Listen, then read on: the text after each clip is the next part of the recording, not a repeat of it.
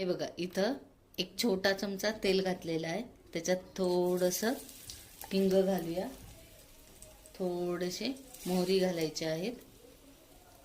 तडतडली की जिरे घालायचे आहेत. ह्या 2 हिरव्या मिरच्या आहेत त्या घालायच्या आहेत आणि 2 लाल मिरच्या घालायच्या आहेत.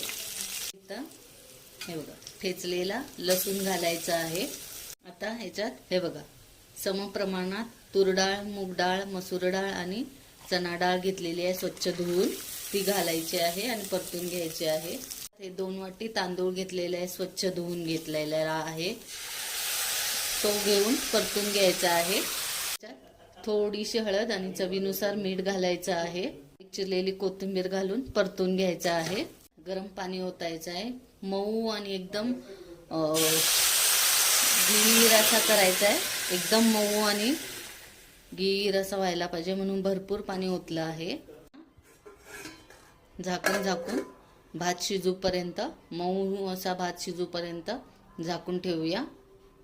छान असा मऊ असा शिजलेला आहे खिचडी भात. साधा, सिंपल, कमी तेलातला पण हेल्दी असा. बघा, असा मऊ असा चांगला छान शिजवून घ्यायचा आहे. हा खिचडी भात आता रेडी झालेला आहे.